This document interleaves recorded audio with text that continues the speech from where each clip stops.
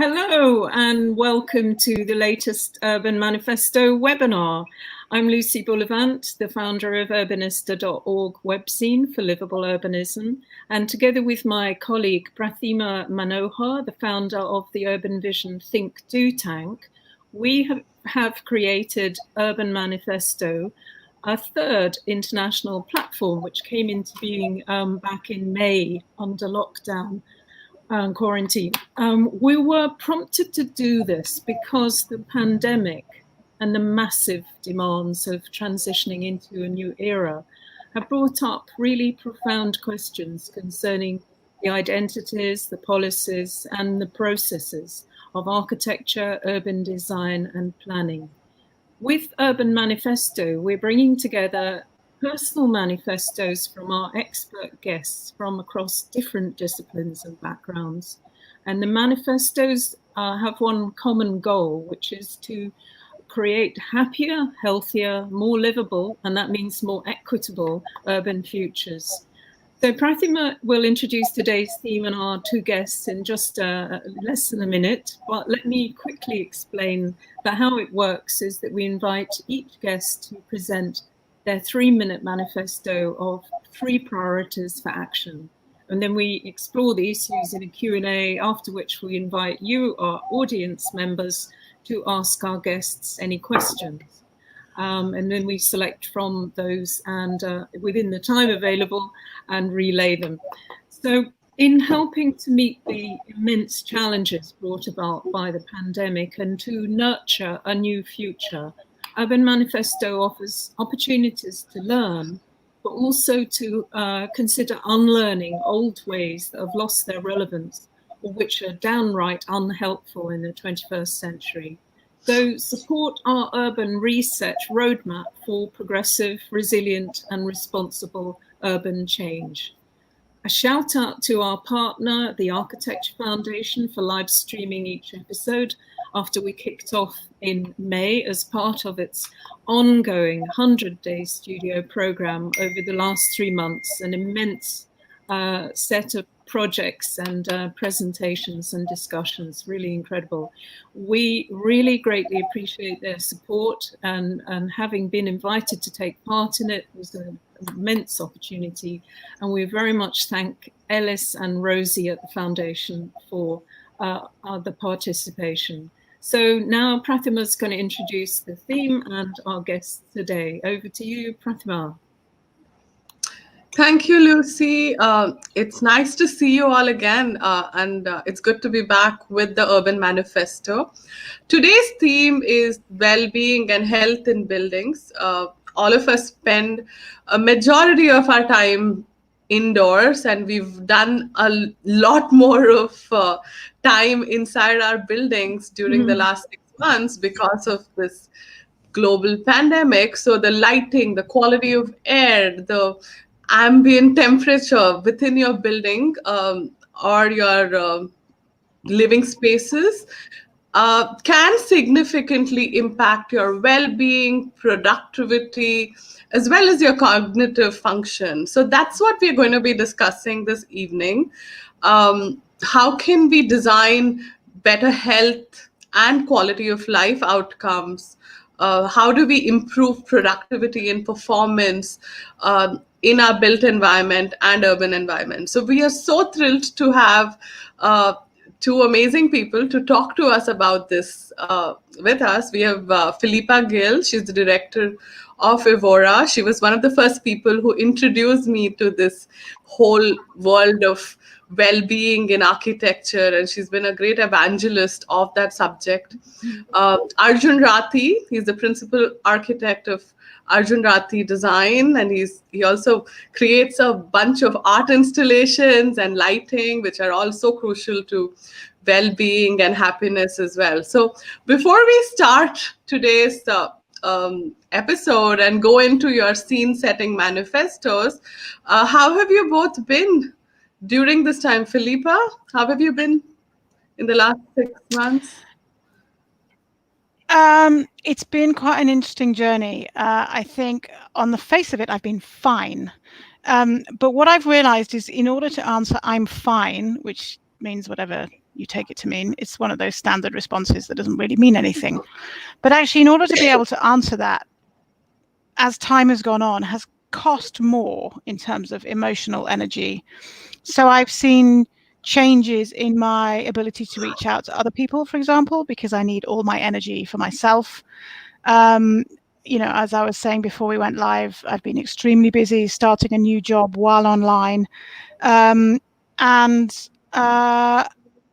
think the emotional and mental health impacts of this whole environment, as they've touched us all differently, I don't think we've seen the end of those yet. You're right. Arjun, how have you been? I know you've been in Mumbai, which is my hometown, but I've not been there for a long, long time now. Been like in a little beach town in the south of India most of this pandemic. I think most of us in Mumbai want to escape to a beach town. We would love that. Like clear blue skies and some more relaxing sort of environment. I mean, you really can't recognize Mumbai because there's not much activity in the city. It's extremely slow over here. And I think the whole collective energy of the city is a little slow. And I think that's something what I've personally been dealing throughout the pandemic, trying to be productive in this extremely slow environment. And it's been a good time overall for self-reflection to see where the practice is going, try to think of new ways to reach out to people. So in a way, it's been productive, in a very slow pace. So I think it's something it's just about getting used to now, I guess, for a short time. Yeah.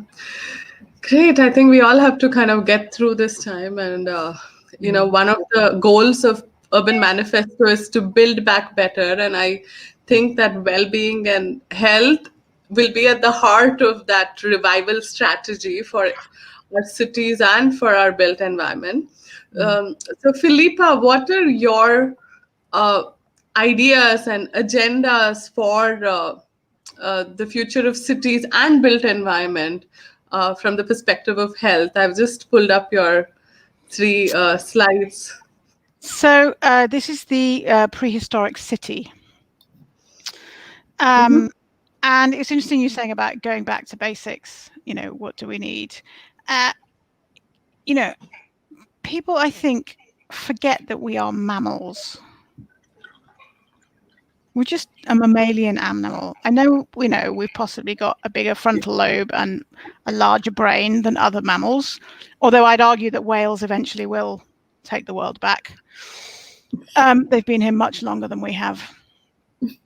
But if you look at this image, everyone laughs at it, but actually, what does it provide? If you could just go to the next slide. This is the environment in which the human species evolved. So it gave us, well, you can see there's somebody on guard duty at the entrance to the cave, and they've got very large spears. Security, there's food.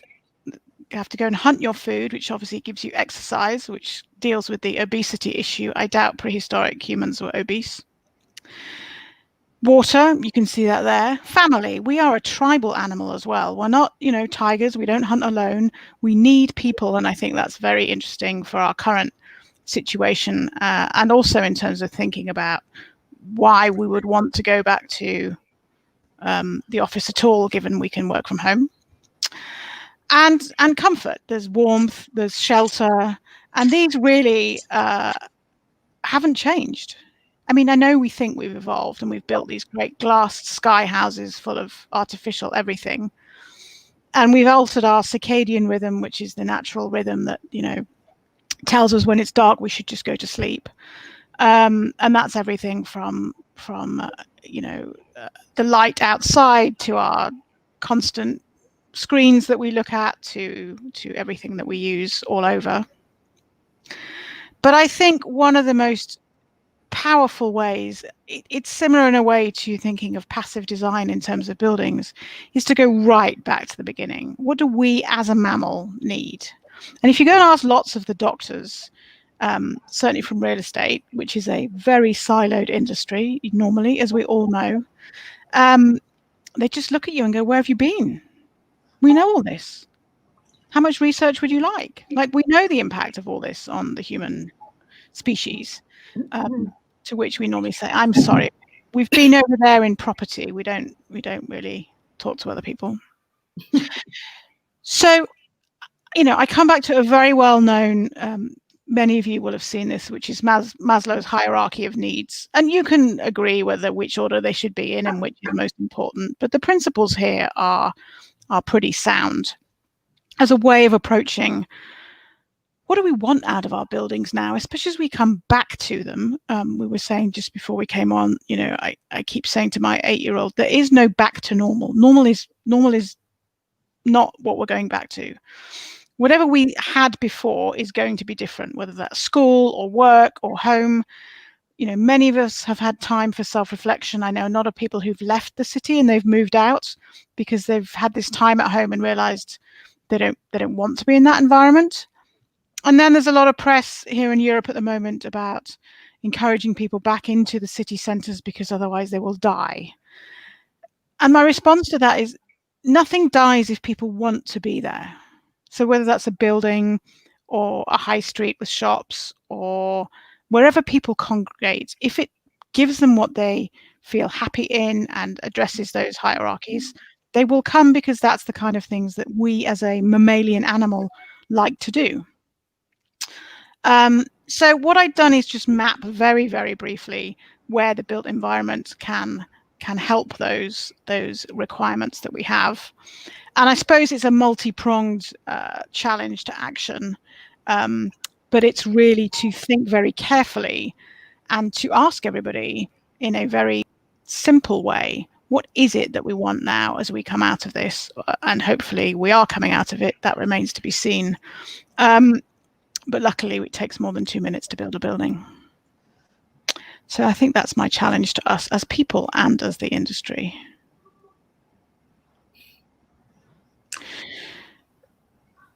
There was a slide full of words, but I don't think we need to do the slide full of words.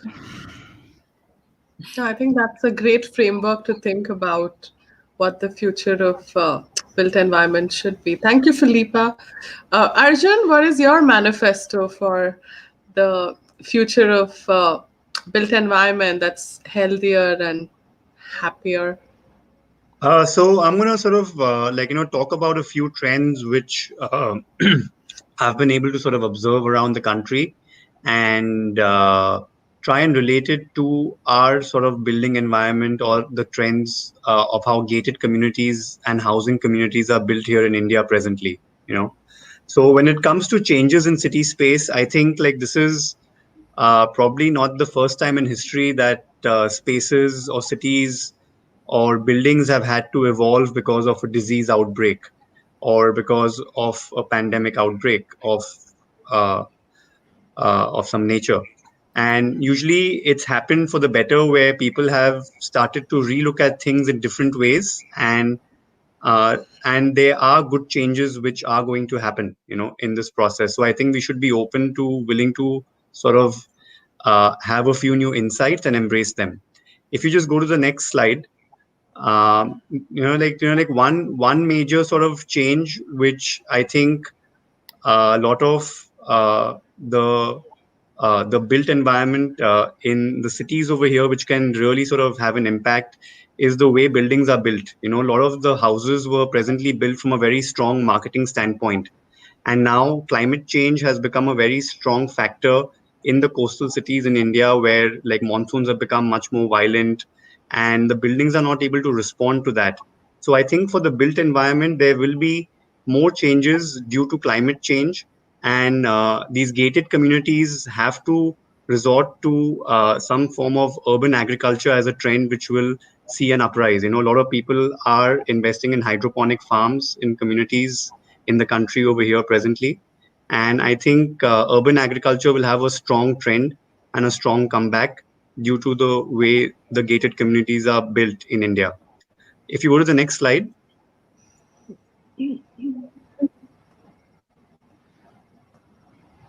Yeah, here it just sort of talks about the same thing what Philippa was talking about, the whole idea of work from home, where a lot of our houses are going to change.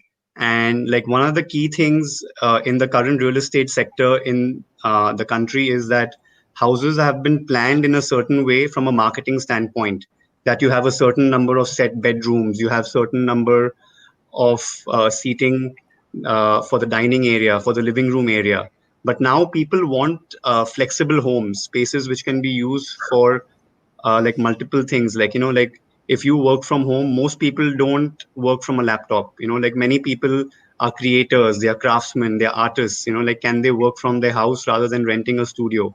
So it's going to be a very strong way as like designers, or even how the real estate market now has to relook at their existing inventory, that can they modify the inventory to make it more attractive to sell it.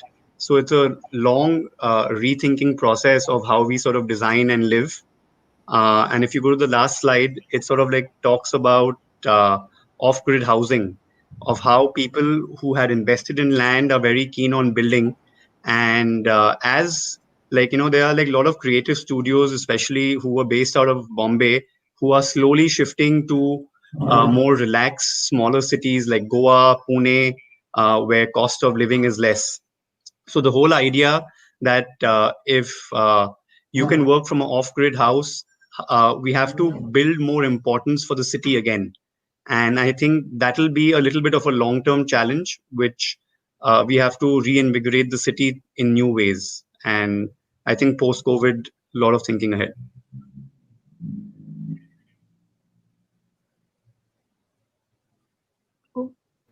My mic is unmute, but yeah, thank you, Arjun and Philippa, for kind of outlining those issues. I think that sets the tone for our discussion, and we really think that the conversation on well-being and health will be at the center of revival of cities and, even rethinking real estate. So thank you for sharing those thoughts.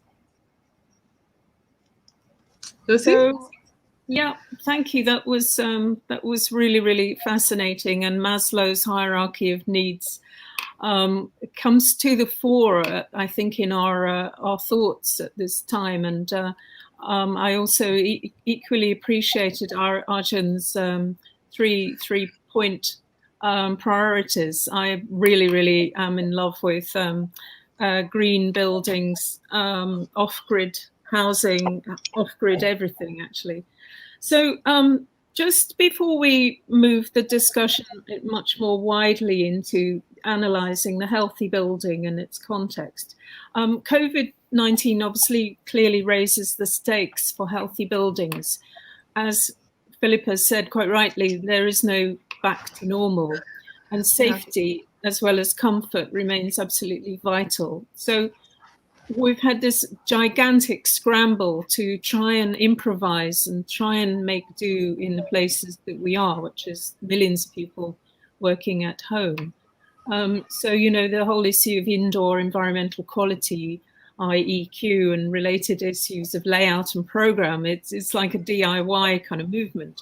But at the same time, professionals like you too, and, firm setting of a firm, or as individual professionals and real estate companies are rethinking, as you said. So how is this whole a crisis impacting the immediate stages of thinking, approaches to building design and facilities management across sectors? Philippa? I mean, I think one of the biggest issues is what we don't know yet. So obviously the science is not out yet. No. But I do think there's a lot that can be done practically in terms of how the buildings are run. Obviously a key focus on hygiene. It's just, common sense. But I think the bits, excuse me, that are not really so obvious yet is what to do in, I suppose, the larger office buildings which have mechanical ventilation systems. 1 second, sorry.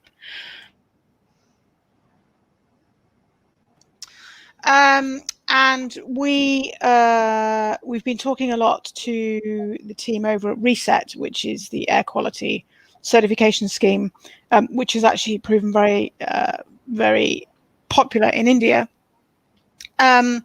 who have been doing a lot of work. They are very much air quality specialists, but they've been peer reviewing all of the scientific data is out there and have come out with something that's about to go live called the Reset Index, which is an attempt at taking that science and applying it, if you look at my slide with the building on, applying it to the built environment, particularly on air quality, and using air quality monitoring as a proxy to understand what the impact is on our health. So some of that is about viral transmission, but I think towards the beginning of the response to this, there was a lot of talk about, well, let's just turn all the ventilation systems off. Let's go 100% fresh air. But there's a clue there that assumes you have fresh air outside. And many of us in our congested cities don't. So I suppose the easiest way to encapsulate this is to say, it's too simplistic to say, let's just open all the windows if we can and switch the systems off. Those systems were doing something, assuming they're working properly. They were filtering in the air. They were taking the particles out. They were keeping fresh air going through the system, but clean, filtered fresh air to keep the CO2 levels so that we can concentrate and don't fall asleep at our desks. And just switching all that off actually may well have an overall worse impact on our immune systems, even if it surprisingly increases the viral transmission slightly. It looks like it's also going to negatively impact all of the other factors that go into indoor air quality. So I do recommend that people go and do some reading on that. It's really changed our thinking. And I think the other thing is, and we're going to use ourselves as guinea pigs. So we were supposed to move office on the 1st of June because we're running out of space, and we obviously didn't. So we're now, we'd done surveys about what do people want and what kind of space do they want. We work very flexibly, so we can work at home if we choose to, and that was before the virus. But now we're really asking people, well, what does this mean coming back into this space for you? Like, what do you want out of this space? What does it need to do for you? And it's come back very clearly from our team. We want collaboration, we want innovation, we want the ability to cross-germinate ideas across the team, and we want to be together. So back to my Neanderthal family, we want to be together. We miss each other, But one of the things I think we've been very mindful of is to be flexible and to go at the pace. Some people are ready to go back to the office, and some people are not, and that's okay. As someone very wise pointed out to me, you can't mitigate other people's fears and where they are in their own journey, and that's okay. Thank you very much. That's very insightful. Arjun? Yeah, so I think just to sort of add on to what Philippa sort of said, I think she quite a few of us share quite a few of our views about quite a few things. The major factor here in India is the population. It makes things very different of how you plan for things, because you're not only sort of planning for the building or planning for the program of what you're trying to create. It's how people navigate through the city. And the urban problems in India are sort of far greater, which need to be addressed. So till date, the Bombay train system hasn't opened up for a reason, because they're afraid that when people start traveling in the trains, it's going to have a huge spike, and the whole health system will not be able to take care of it. The infrastructure will not support it. So I think how we manage with population, that's extremely critical for us. And sort of people management at the moment has taken priority.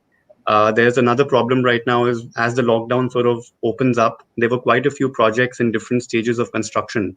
And a lot of those projects were infrastructure projects. So how the government can sort of keep these infrastructure projects going at the pace what is needed for the country, that will also be very important to sort of see how it goes ahead from here. Yes, that's a huge point, isn't it? Real estate's attitude towards construction varies depending on the sector, which country, which continent. Yeah, I think we need to take a range. We need to return to this topic, Prathima, again fairly soon, in like next month, and check it out, see what's happened. Yeah, thanks very much. An architect friend of mine told me last year that wellness is the new sustainability. And, it's a great way to connect consumers to, outcomes of, well-being, but also sustainability. And, businesses at the vanguard of the innovation economy, like Google, Apple, Amazon, are heavily investing in well-designed elements, and especially the new buildings that they're creating, because it's a way for them to attract and retain talent, but also to increase productivity and creativity within their companies. So even before this pandemic, there were a lot of reasons to focus on this holistic delivery of healthy buildings and well-being in relationship to our built environment.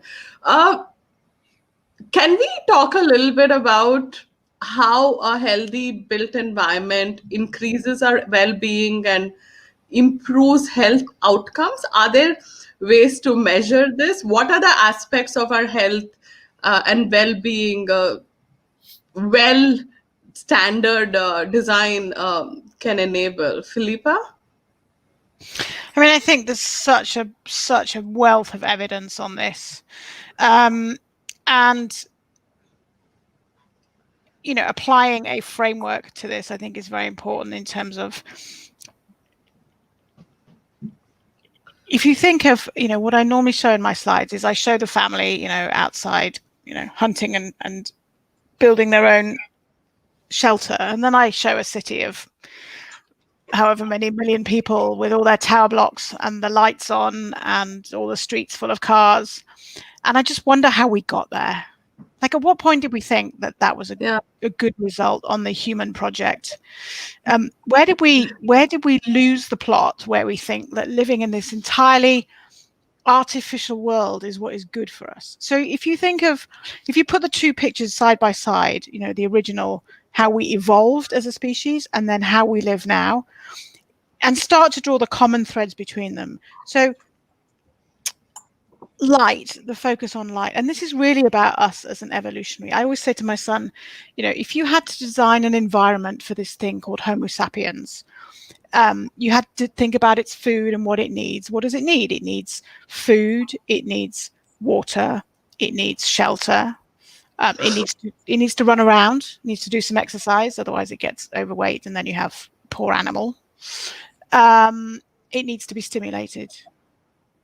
It needs to be in nature. We evolved in nature. We evolved in the plants. We all knew, not that long ago in terms of human evolution, which plants were good for us, which plants were bad for us.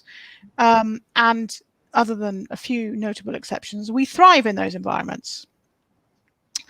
And then if you gave that project to, a child's class and they came up with the modern city, as I always like to say, that would give them a big F for fail.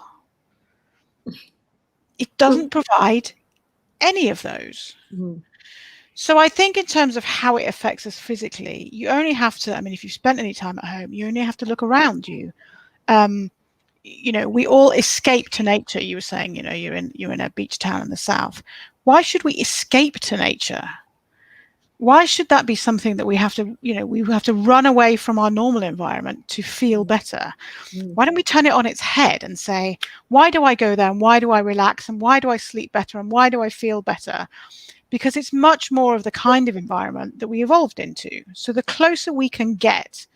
Now, there's buckets of science underneath all of that, but actually it's all pretty common sense underneath the fact that we need daylight at the back of our eyes in order to stimulate our hormonal system. We now know only recently that's called the circadian rhythm, and it's critical to how our hormonal system works. But there's a very basic issue behind it. We evolved where we got up when it was light, we went to bed when it was dark, end of story. So the further away we get from that, the more problems we create. And I think you can apply that fairly common sense logic, underpinned with some now very strong science, not only in how you design buildings, but how we live in them and how we live in the 21st century. If, I have to say at the end, if you have that luxury, because many people do not have that luxury.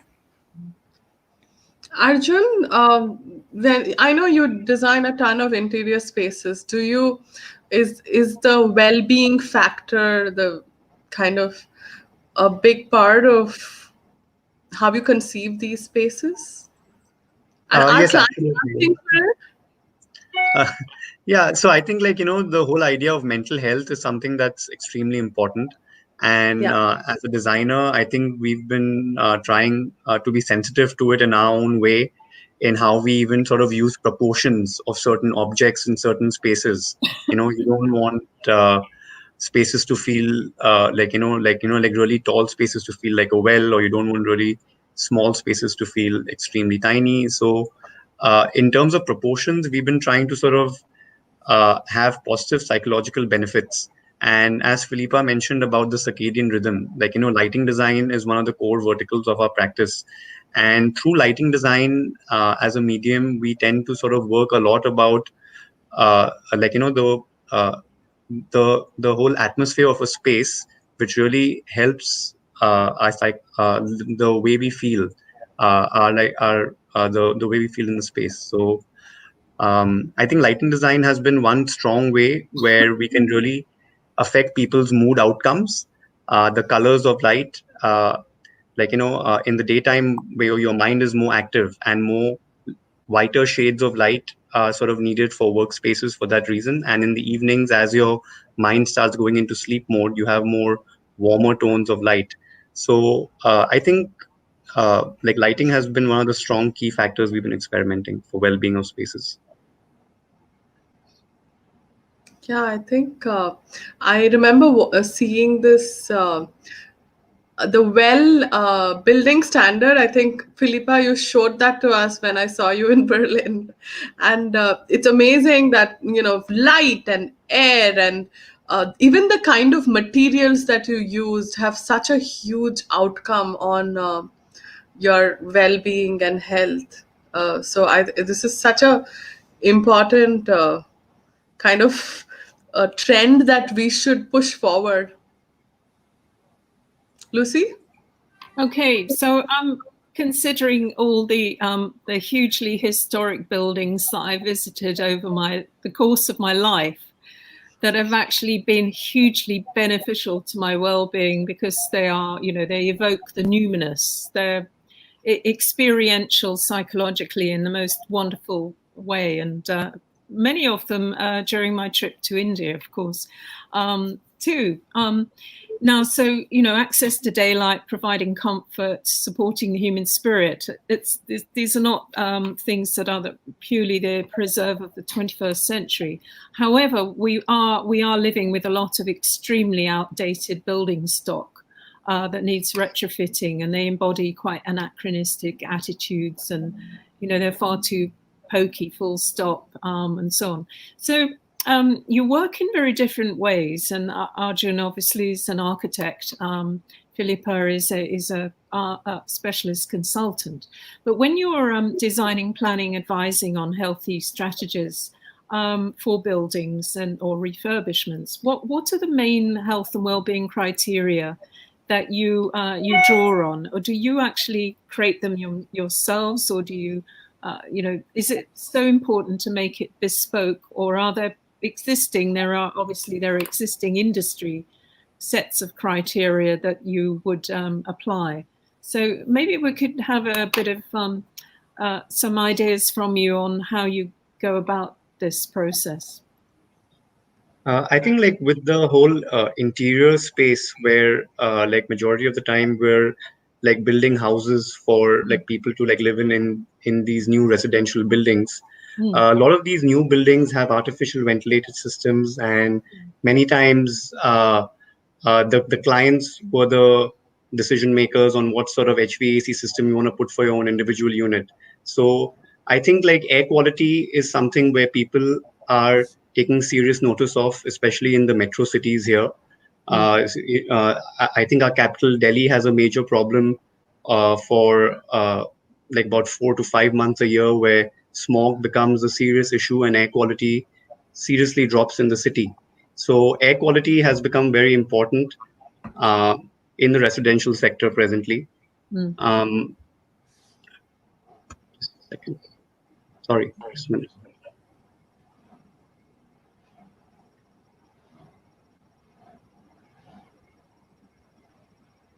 Sorry. Yeah. My internet was just sort of, I just sort of lost it for a second. Came back in.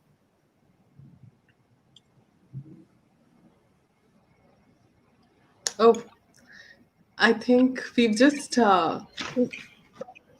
It looks like he's just. We've lost him. Shall I pick up while Arjun reconnects? I think that. Yeah, he'll log back in. So I think one of the issues to think about is your starting point, particularly with, and there's a big drive to refurbish old buildings because they contain a lot of embodied carbon. Exactly. So there's a massive stock and there's a big drive to do that. So you're often starting with constraints that the building already has. But I think you can still take it back to basics in terms of what can the current building provide that gets you as far as possible. And some of those are really basic structural things, like can we open up the staircases before we put everything back in so that people can see the stairs? It's a very human thing. If people see the stairs, they're much more likely to use them than if they're hidden behind a wall. Some really basic, fundamental, simple blocks that already help. How much natural light and how can the building be configured? Even in its current state, there's lots of opportunities. It just makes it a little bit harder, I suppose, but that also makes it more interesting. Are there standards that you refer to while thinking about wellness? So I think that the big there's a number of standards really, and I think all of the building standards are racing to update their advice, and we've seen that happen across. The well building standard very much kind of blew the lid off this topic and is incredibly technically and scientifically robust and is now in phase 2. Something else that came out that was very interesting that came actually out of the government estates in the United States is now called Fitwel. And Fitwel, I suppose, has a different approach in the sense that it was tried and tested on, I think, I don't want to speak out of turn, I think 150 or so US government buildings before it was launched to the public. And it does now have a new build version of it, but was very much steeped in trying to get as many building facilities managers in existing buildings doing small things in their buildings that could make a real difference to people's health on a daily basis. As everyone says, a couple extra steps a day turns into a lot of extra steps a year. So I think there are some there's obviously the technology piece, and as I always say about air quality, we didn't have to worry about air quality as we evolved. If we had, air quality would be a color. You'd see the toxin or the danger, in the same way that our noses evolved to smell food that was bad. If air quality had been an issue evolving, we would have smelt it or tasted it. There'd have been some way for us as an animal to avoid it. So for that reason, there is technology required because you just don't know what you're breathing in. And I think the combination of some real basic fundamentals of getting as much light in as possible, as getting us moving around the buildings because we weren't designed to sit still for 9/10 of our day, with the appropriate technology is probably the winning, it will get you as far as you can go in an existing building. Yeah. Philippa, are you familiar with the Active Design Manual? I think it's a New York City organization created it a few years ago. It's very comprehensive. definitely makes you think about how to, I'm not an architect, but it makes you think about how a building could really support your fitness. Yeah, I mean, I do think unlocking that, as a global population, we are definitely heading in the wrong direction, as we all know. I heard on the radio this morning that 90% of hospitalized COVID cases were overweight. I mean, we all know we're not living how we should. So yeah, I think like anything, as you start a big project or refurbishment, whether it's your own house or whether it's for someone else, it's just, what are the end goals here? What are we trying to do? Are we trying to energize people and provide, buildings that don't just function, that they actually allow people to thrive? And I think whether it's active design or, and frameworks are always useful.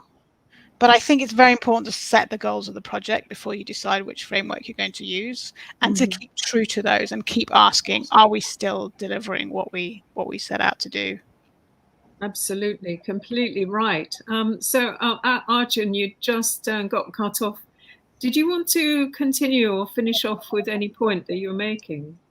Yeah, sure. So, one of the main points was that a lot of the architecture in India traditionally has been fairly sustainable. We have a lot of light and open ventilation part of our building codes, and majority of our buildings for a very long period of time weren't artificially ventilated. It's mainly the new type of architecture which needs to sort of now be reimagined in a new way. And I think that's something as a country in the rural areas, especially where we are going to see a lot of development, can avoid. We have the opportunity to go back to our own sustainable way of building and probably sort of create less problems for ourselves. Fantastic. You're right. I think a lot of traditional passive architecture around the world, vernacular architecture around the world, were more sustainable than what we are building in the contemporary era. Their energy footprint is much lower.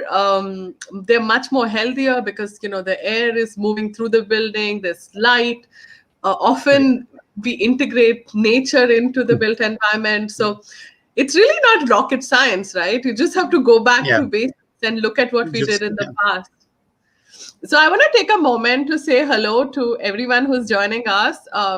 Please write a comment below the video and tell us where you're from. And if you have any questions on this important topic, please share it on the video link below, and we'll make sure to ask our two guests to comment on those questions. My next question to both of you is about nature and biophilia, right? Research has demonstrated that incorporating direct or indirect elements of green into your built environment increases well-being. And I think there was a medical research which said that it could reduce stress, blood pressure, and even your pulse rate. So it's huge implication on your well-being. And I can see Philippa, true to the work that she does, has a ton, has quite a bit of green inside her living space as well. So I'd love to get comments from both of you on what's the best way to introduce green and biomimicry strategies into building design and development. Philippa? I think the first is probably a warning that biophilia does not mean a row of sad plants in the middle of the space. Yeah. That's not what it means. Yeah. Just to be clear. It is much more profound than that. And it is about introducing as much natural texture, but also, the actual live planting in an environment, but also again with a purpose. So there is no doubt. I mean, one of my favorite anecdotes, standing on grass with your bare feet reduces your cortisol levels. It absolutely lowers your pulse rate. There are lots of charities now for people with mental health issues where they take them out, and putting your hands into soil So just remember my first slide with the picture. Putting your hands into soil makes you less stressed. Why wouldn't it? That's how we evolved. We grew things. Well, we didn't originally, but we picked things and then we grew things. And once we learned to grow them, we realized we didn't have to chase our food all the time. We could actually grow it, which allowed our brains to go, which turned us into the species we are. So it's back to these basics. It's how we evolved and it's what we need. And spaces without that. I mean, I always say to people, you know, when you see a fantastic building or you walk into a fantastic building, it's flooded with light, you know, do you reach for your medical manual and say, well, why do I feel so good in this space? Ah, yes, it's because the A7105 on the wall and it's because of it. No, because as a human, as a species, as a mammal, we respond to that. And if you look around you at other mammals and how they use their own environment, you know, they don't have opposable thumbs and they can't usually switch the lights on. They find there are other ways to use the environment that they're in a way that is best for them. So I do think, you know, as Prathama knows, I'm a huge fan of proper biophilia and of strategic planting. But I learned something very interesting last year talking to someone who in the US does biophilia on an enormous scale, who pointed out to me that if the ventilation in an inside space is not good enough, the plants switch off. So everyone goes on about how they clean the air and they obviously take in the CO2 and they produce the oxygen. True, but only if they're in an environment that allows them to function as they were, you know, designed to do by Mother Nature. So it's not just as simple as putting them in a ventilated office space and leaving them there. Wow, that's such an important point. And a piece of research. Can't just kind of stuff green on your buildings and expect it to work like I just loved it. They kind of go to sleep. You know, it's like, I'm not getting enough fresh air. I'm just going to go to sleep until I get enough fresh air. I just was like, it's so obvious. But Arjun, as an architect, what are the great ways to kind of integrate green into a built environment? I think like you know, urban agriculture has been a very favorite topic of mine, like ever since I started studying architecture. And I think people have become more aware of how they want to sort of start living in with plants. And like it's not only on the like residential sector, it's a lot on the commercial sector as well. Like, you know, we're in the process of closing a fashion store for a very upcoming brand that's going to be sort of catering to more of a younger audience. And the entire sort of store is designed in sort of white, brass, metal, and green plants. And the whole idea of like adding a fresh air quality is something which is not only a very functional thing, what we need as human beings, it's also got a lot of marketing potential. And it's being used extensively by malls, by commercial sort of buildings as well. I think the like Mumbai airport has one of the largest sort of hydroponic sort of closed environment gardens in the city. So I think we are seeing a huge trend in people wanting to recycle their wet waste. So we are seeing tiny herb gardens and, you know, just kind of edible gardening within the city, which is amazing. I want to say hi to, you know, people who've commented and who've been kind of watching us over the last hour or so. Arthur Oliveira says, this is a huge matter. Glad to be here. Christopher Kitio Verega says the same. I agree. I think this is such a huge, important agenda and should be at the heart of the future of cities and the road to recovery. Parul Razdan says that, I guess, Parul, you are obviously a horticulturist or a landscape architect, because she says plants are good to keep, but we have to be very cautious about which one to incorporate. You're right. Yeah, no deadly nightshade in reception, please. You're right. Not great. Yeah, and also local species like indigenous. We've lost a ton of indigenous species within our communities and look at what grew in your ecosystems and plant more of that. That'll bring back a lot of the biodiversity and wildlife in the area alive as well. Lucy? Well, there was some fascinating conversation, and it brought to mind, it evoked this time when I was in Doha at the University of Qatar. And I took part in the Department of Architecture and Engineering, ran a permaculture workshop for the very first time on the campus. And so they were creating this enormous great pit of composting, using all the food waste from the canteens around the campus, the university campus, plus all the paper waste from the office. And it was just really... seeing how it was done was just miraculous, really, and made you completely understand why literally every kind of workspace could do with a compost, a pit like that. I was just thinking, because I've had dealings with UN Habitat and the United Nations, so I've lots of people in these fields have given lectures where they've reminded me how important the SDGs, the Sustainable Development Goals, are in addressing all the huge challenges of rapid urbanization, the constraints of natural resources and climate change. Has this whole approach impacted your work? Because there are a number of the SDGs that are, number 3, good health and well-being, or number 13, climate action, green buildings, and so on. I mean, it covers absolutely everything from energy to innovation to communities to whatever.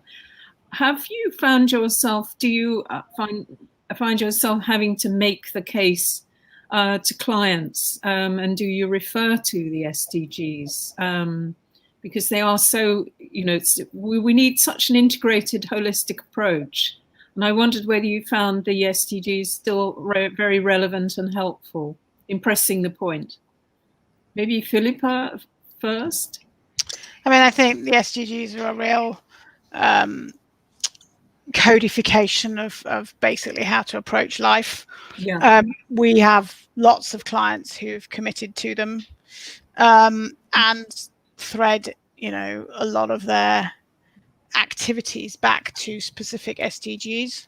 The only caution, I suppose, is it's very easy to cherry pick the ones that you think are easy and ignore the others. The first thing that should be done is a materiality assessment of it could be your own life and how you live your life and the impacts that you have, or it could be a business, or it could be a city. It doesn't matter. What I like about it is it applies to anything.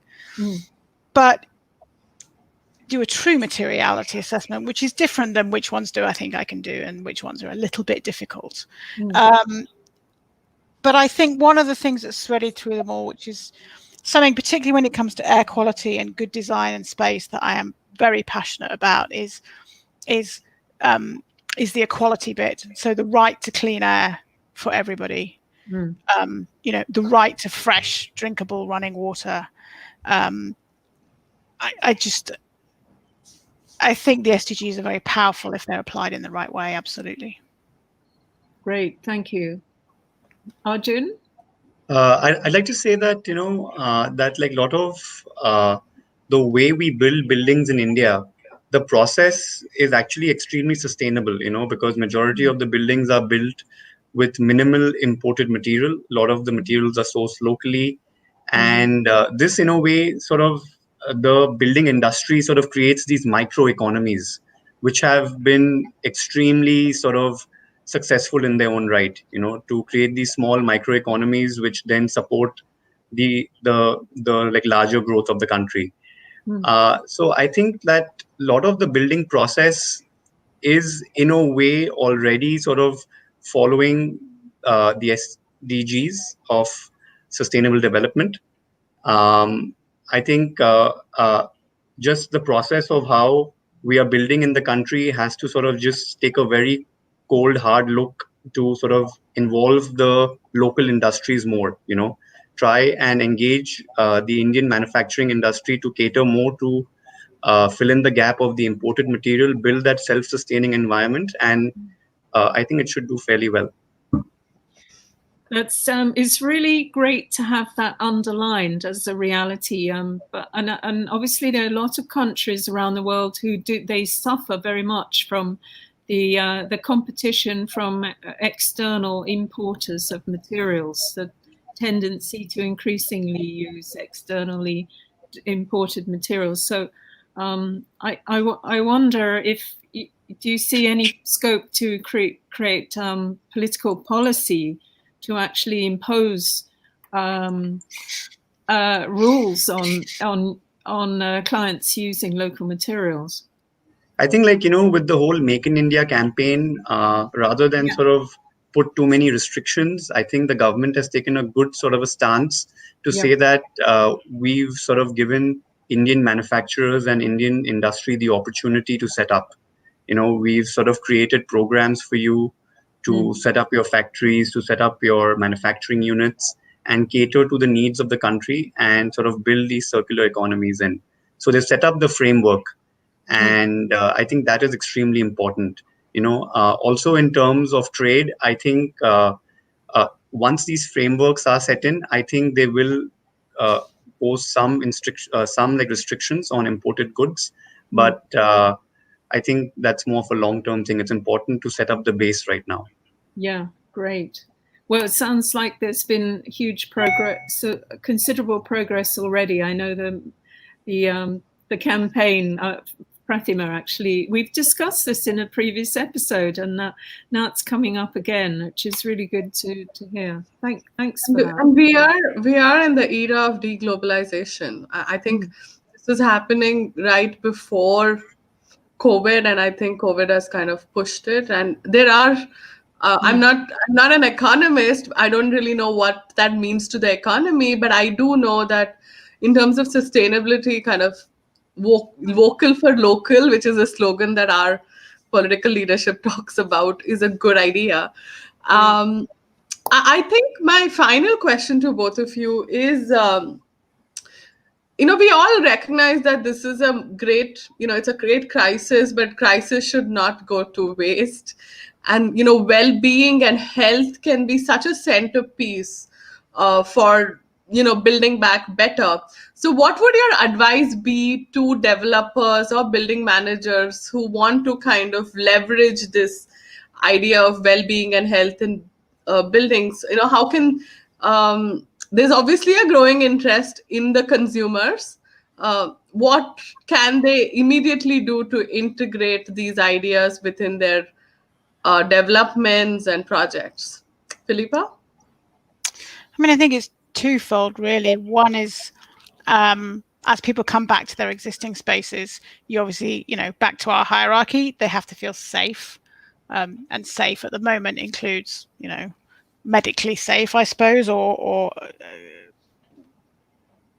sanitation-wise safe. And there's a whole host of processes that need to be put in place by responsible managers.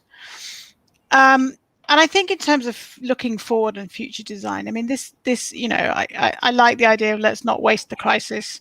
Someone once told me, maybe someone online knows, that if you turn the Chinese symbol for crisis upside down, it turns into the symbol for opportunity.